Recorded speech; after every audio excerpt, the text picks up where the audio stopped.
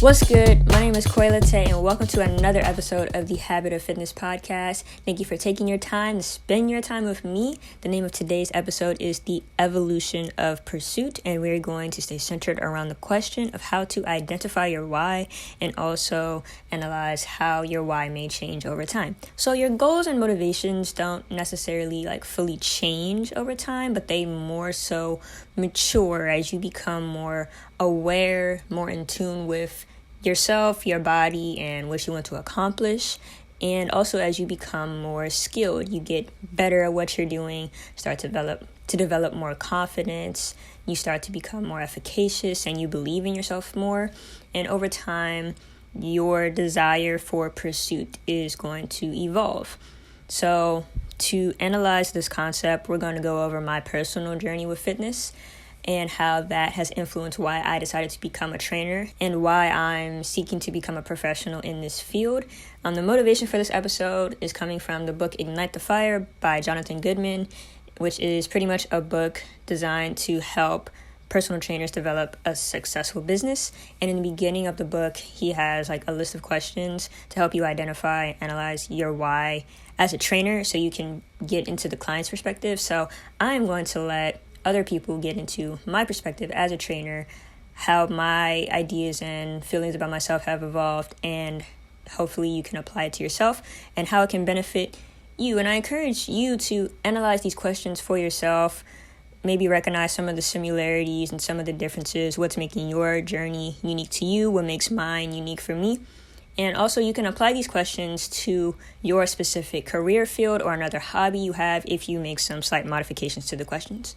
So let's get started. So what was your initial motivation for working out? I remember I've always been very underweight to a point where I want to say 6th grade, I was hospitalized and they pretty much put a feeding tube down my nose and it fed me while I was sleeping, and I was in the hospital for a week, and I had to continue wearing that tube for a month, and it was a very just weird situation. And I would get made fun of in school, people, I don't know, if anybody's has really small wrists, you've probably experienced someone putting their hand around your wrist and going up and down your forearm to kind of emphasize how small your wrist is. I don't know, kids do weird things.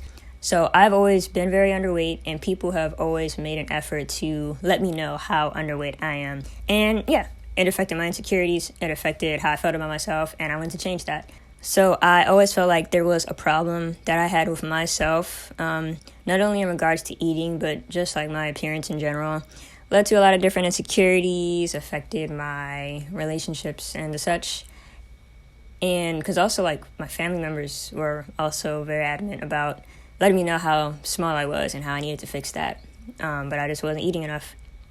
So yeah, I started working out because I wanted to build muscle. And also, I had a problem with my appetite at the time. So I just wasn't getting hungry, especially in the morning. So if I were to work out in the morning, then I would develop an appetite earlier. So yeah, those are my main reasons for starting to work out.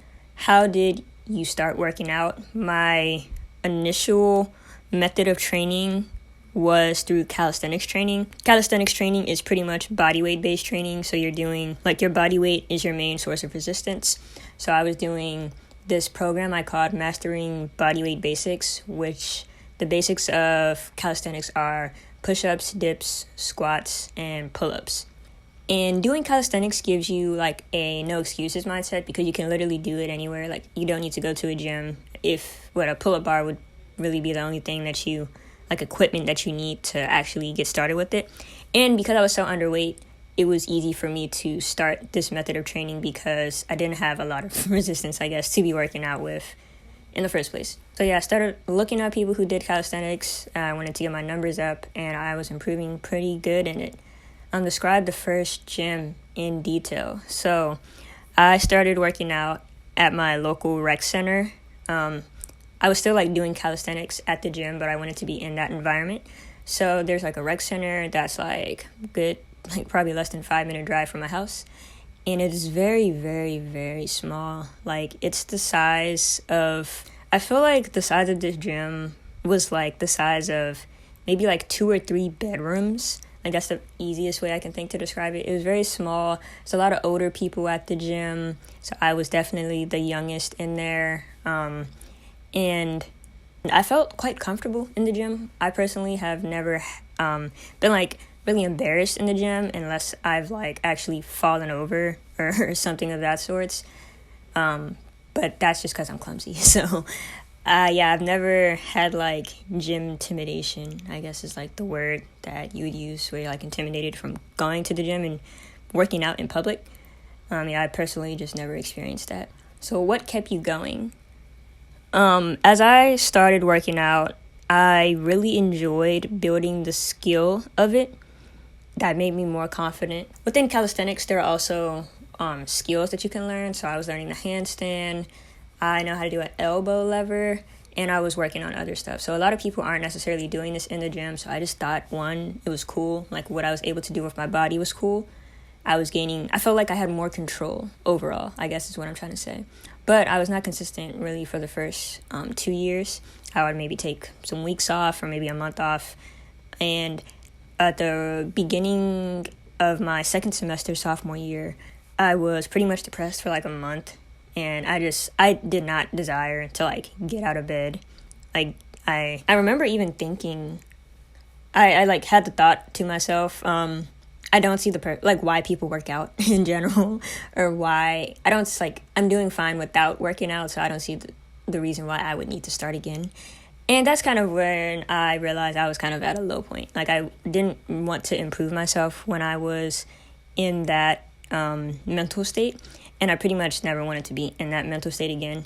So the depression I had was a situational depression. Like it was a very specific situation that led me to be in that mental state. I didn't have like diagnosed clinical depression or anything.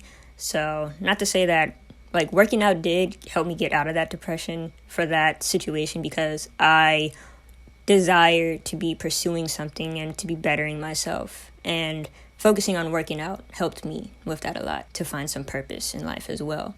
So what obstacles did you face and how did you overcome them?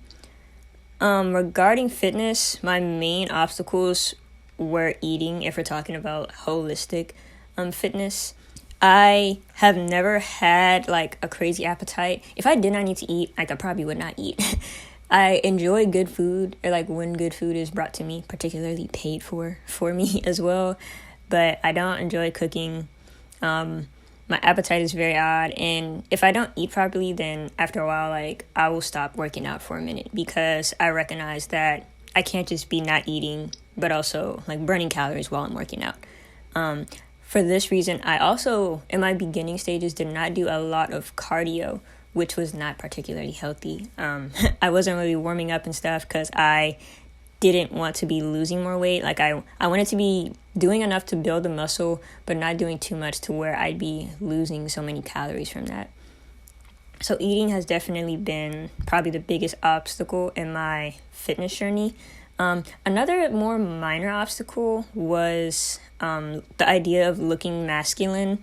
I'm already, like my personality is like mix of feminine and masculine. And people it's quite evident, I guess, like people say things about it. So that, along with like looking masculine, just used to at least develop some sort of insecurity. Particularly like my arms are quite defined, and people like make jokes about it. They'll say I look like a man or something like that. So having people like say those kind of things, I guess, was an obstacle for a bit. Like I wouldn't want to train arms as much or something of that sort. And I'm not even like that big, but it was getting to me a bit. So what other people have said and thought about me has affected like my perceptions of myself while like being skinny, and also like being a woman like in this field, or doing the kind of training I do. Because I'm not the girl that's like only doing legs like at all. I'm working out everything, and that's just not how it generally works, I guess. So at what point did you start to feel successful in the gym? So like I said earlier, I was running this program on myself called Mastering Bodyweight Basics. And as my numbers started to improve, I could hit 10, 12, 13 pull-ups. I think one of my greatest maxes for push-ups was like 35 or 40. And I was also doing the skill, so I was able to do the handstand after like 4 months of practice. I not only felt accomplished by getting the certain numbers or getting a certain amount of time in the handstand, I felt confident in myself because it was like, oh, I reached this number.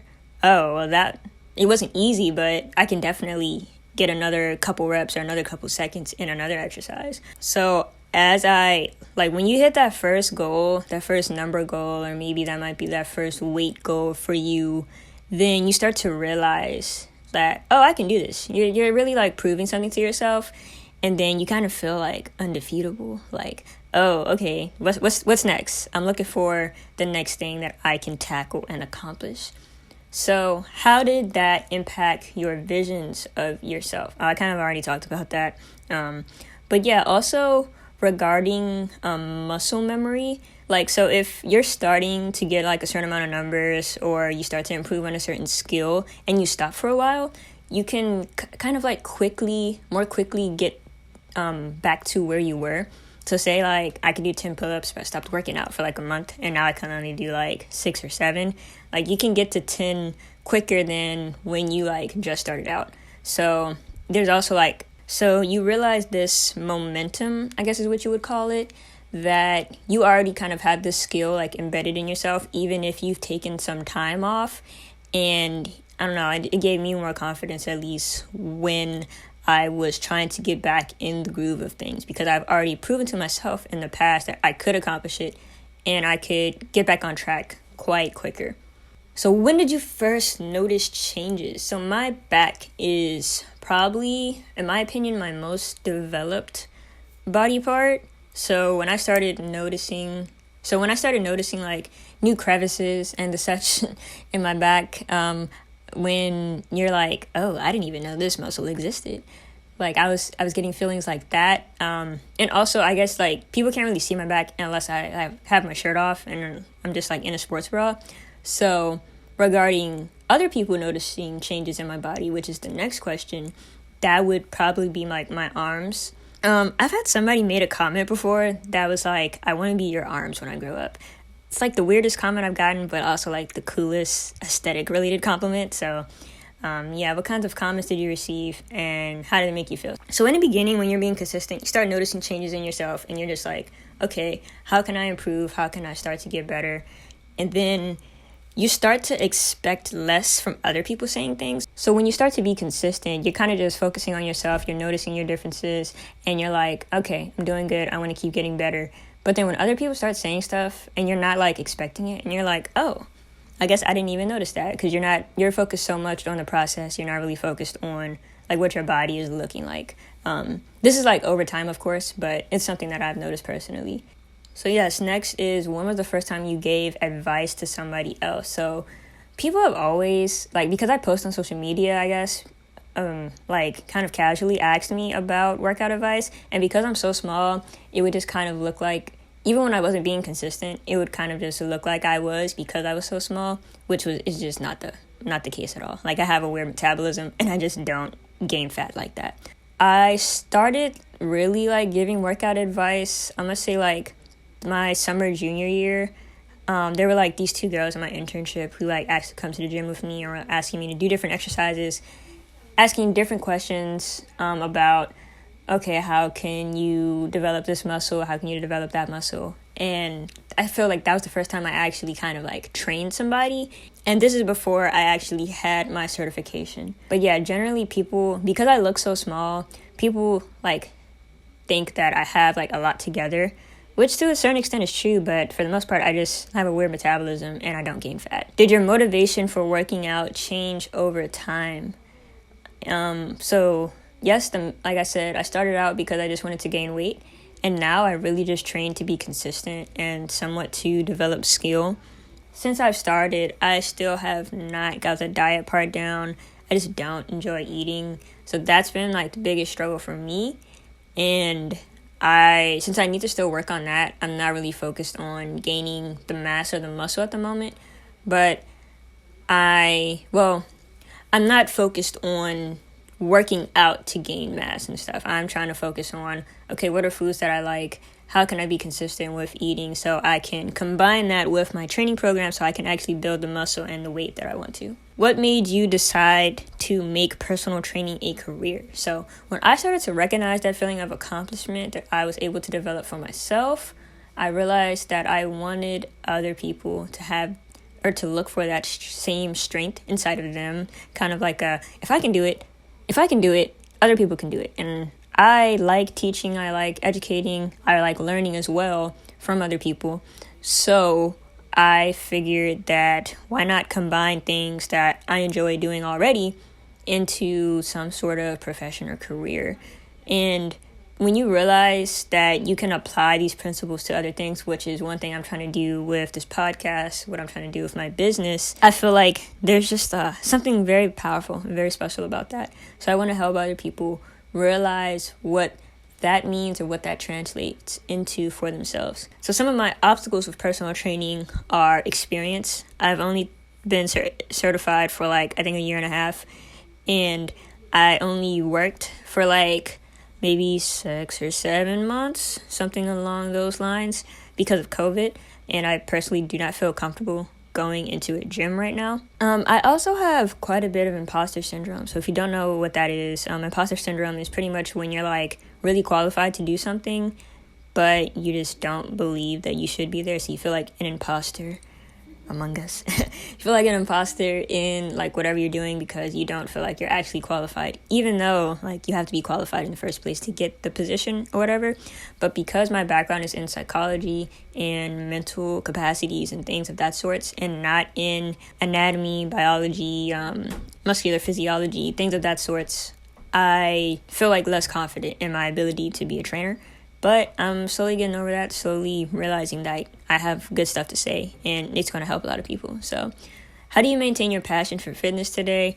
I recognize that what I'm doing is not only for me, but more so for the people that I can help and make an impact on. I want to somewhat be a model, or at least be some sort of evidence of what success can look like. And also, I just like unlocking new levels of myself, realizing that I can do something new, and I want to see how far I can go with that. And I guess the last thing I'll say is when it comes to identifying your why, or when I'm trying to help a client identify their why, the skills of being able to dissect someone's situation and advise them on options they can pursue next to advance their lifestyle, I feel is a gift that I cannot let be unused. So that's why I really want to help clients and people identify their why for fitness and help them realize how they can use this in different areas of their life. So yeah, that's pretty much it for this podcast. Yeah, it has a bit of a weird ending. Didn't plan this out too much, but yes, again, the name of this episode was The Evolution of Pursuit. I have described my personal journey with fitness, how it has changed and shaped my mindset, and hopefully you can apply these questions to you. And yeah, thank you for listening, and I hope you have a great day.